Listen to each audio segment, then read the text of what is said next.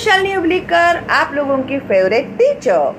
तो आज मैं आप लोगों को सिखाने जा रही हूँ इंग्लिश बाल भारती स्टैंडर्ड 8 के बच्चों के लिए उन लोगों की जो पोएट्री है 2.3 द वर्म।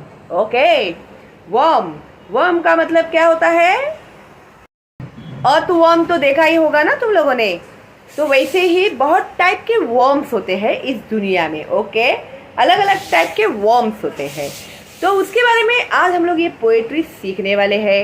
ओके, और ये जो है ना आप लोगों को वार्मिंग अप जो है ये सब मैं आप लोगों को जब मैं इसके क्वेश्चन एंड आंसर्स अपलोड करूँगी तभी बताने वाली हूँ। ठीक है, तो उसके पहले हम लोग क्या करते हैं, द वर्म, ये जो पोएट्री है वो सीखते हैं जिसे लिखा हुआ है थॉमस गिसबर्न ने।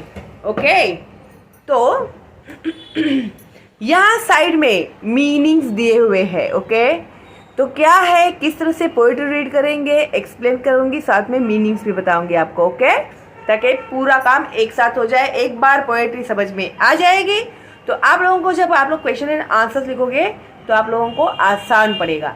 ठीक है, तो the worm, turn thy hasty foot aside, nor crush that helpless worm. Turn thy hasty foot aside.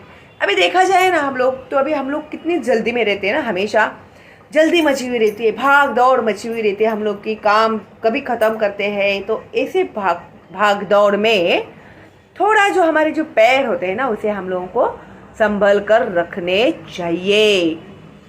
क्या होता है, हमारे पैरों के नीचे कितने सारे क्रीचर्स जो है ना, जंतु जो है वो हमारे चप्पल के नीचे आके मर जाते हैं।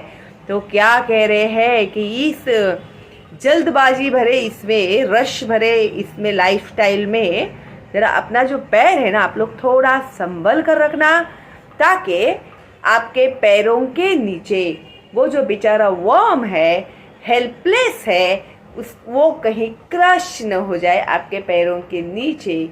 ओके, तो हैस्टी मतलब हरीड एंड केयरलेस। अभी जब हम लोग रास्ते पे चलते हैं तो देखते हैं क्या तुम लोग, पैर के नीचे कोई कीटाणु तो नहीं आ रहा है? नहीं ना, फटाफट निकल जाते हैं हम लोग। पता नहीं हमारे पैरों के नीचे कितने बेचारे वो जीव मर जाते होंगे। Okay, the frame Dai scornful looks deride. Scornful means filled with hate. Okay, and deride का मतलब है express hatred. Required a god to form. अभी है ना हम लोगों की एक मेंटालिटी होती है जो बहुत ही नॉर्मल है हर किसी के साथ, के कोई भी ऐसे वर्म वगैरह दिखाई देता है, कीड़ा बीड़ा ऐसे हम लोग को दिखाई देता है, तो हम लोग उसको कैसे दिखते हैं, हम लोग कैसे बोलते हैं, हम लोग ई यक यक यक, कितना कैसा है वो कीड़ा, गंदा है, इसको हटाओ हटाओ यहाँ से, कैसा करते हैं ना हम लोग। इसका मतलब क्या है, हम लोग आंखें बंद कर लेते हैं, हम लोग हेट्रेड करते हैं उसका, उसे हम लोग पसंद नहीं करते हैं।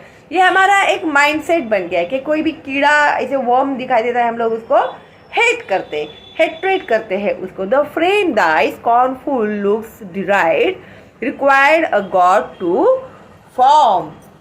लेकिन उस वर्म को भी तो भगवान ने ही बनाया है, क्या नहीं? हाँ, किसने क्रिएट किया है उसको? गॉड ने ही क्रिएट किया है ना।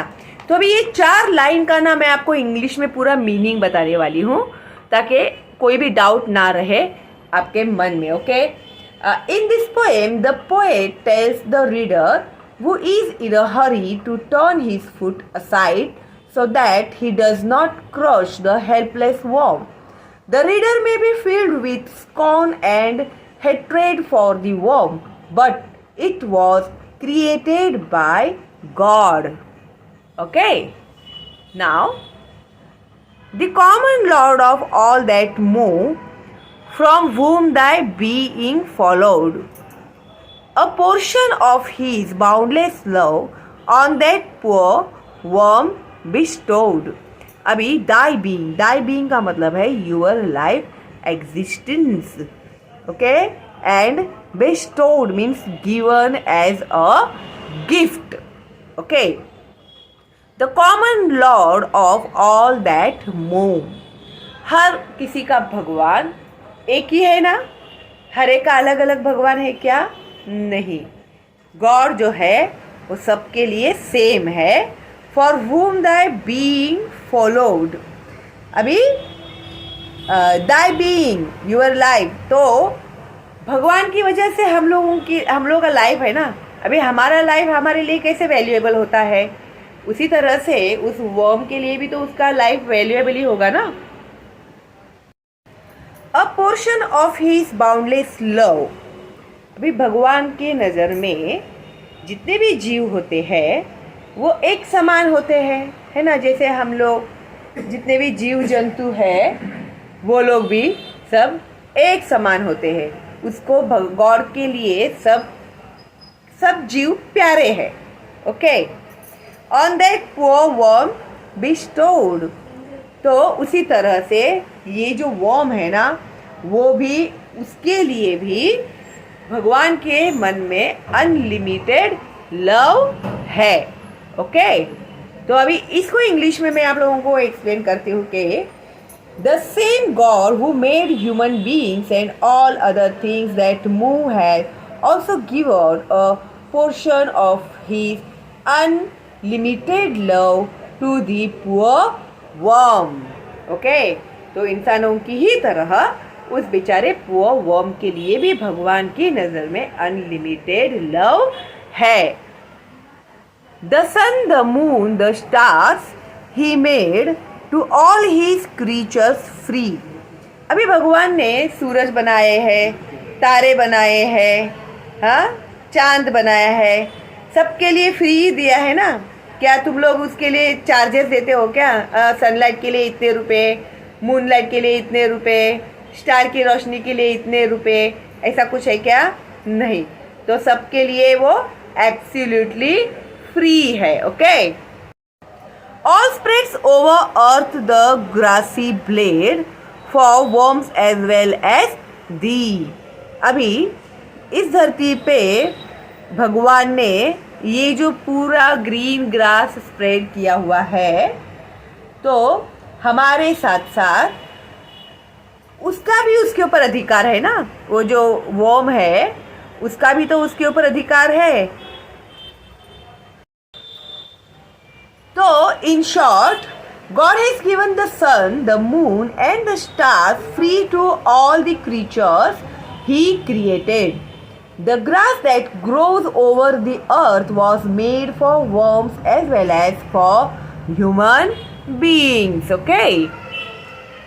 Let them enjoy their little day, their lovely bliss received. Let them enjoy their lovely day. तो उनके जो प्यारे दिन है ना, वो उन्हें एंजॉय करने दीजिए. Their lowly bliss received. Lowly means humble, simple.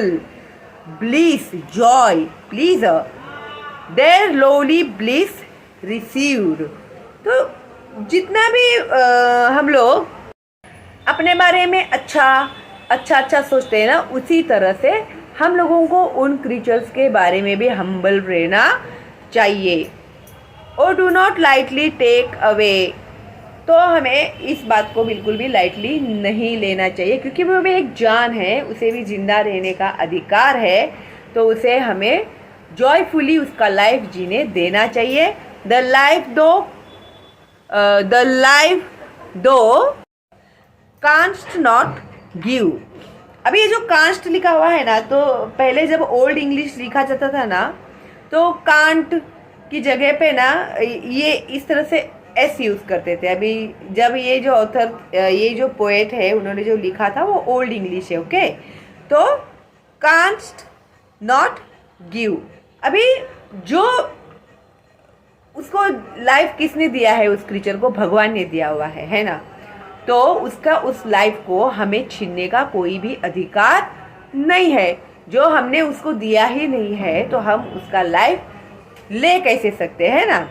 तो इन शॉर्ट इंग्लिश में भी मैं कैसे बताऊं आपको कि The poet urges the reader to allow the worms to enjoy their brief life with its humble pleasures. Okay, he tells us not to take away a life which we cannot give.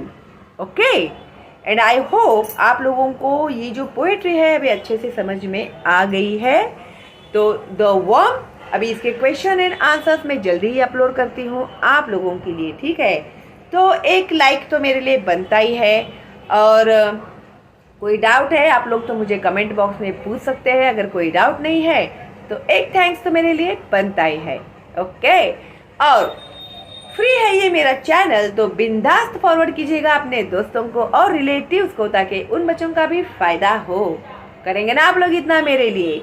Oh thank you, how sweet of you. तो चलो दिन मिलते हैं बहुत जल्दी अगली video में question and answers के साथ. All the best and bye bye.